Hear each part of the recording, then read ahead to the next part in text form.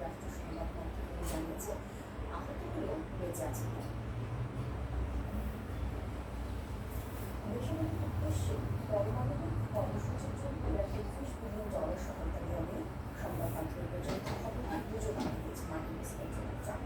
আর এ নিয়ে করা গণমাধ্যম সংস্থা সিএনএন এবং এনবিসি রিপোর্টে সমালোচনা করেছে।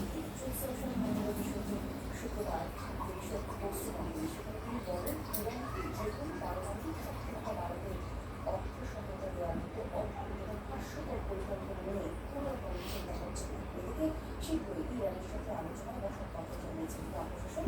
এখনো ঠিকভাবে বৈঠকের সময়সূচি।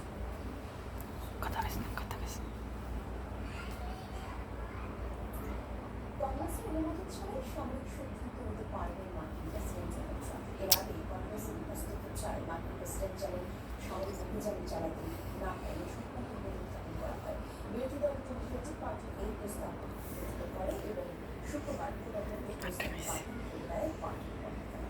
আর দুপক্ষের ভোটাভুটির মাধ্যমে 53টি ভোটে নিজেদের বিজয় নিশ্চিত করেন রিপাবলিকানরা। মাত্র 6 এবং তাকে তিনি প্রার্থী হয় ডেমোক্রেটরা। ভোটের বিরোধে উত্তেজনা না বাড়াতে ওই পদক্ষেপ নেয় বিরোধী দল।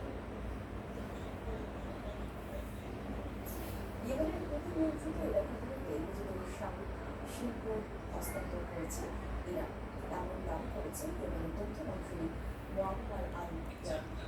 তারা দাবি করেছেন উত্তরাঞ্চলীয় সাদার এবং হজ্জা প্রদেশে এবং রাজধানী সানার আশেপাশে ব্যালিস্টিক ড্রোন প্রজেক্ট নিয়ে তোলার পরিকল্পনা রয়েছে তেহরানের। আর এই প্রজেক্ট থেকে আঞ্চলিক নিরাপত্তা ও বিশ্ব বাণিজ্যের জন্য হুমকি হিসেবে দেখছে ইয়েমেনের আন্তর্জাতিক সরকার। সশস্ত্র গোষ্ঠী হুতিকে অস্ত্র সরবরাহের বিষয়ে ইরানের যে অভিযোগ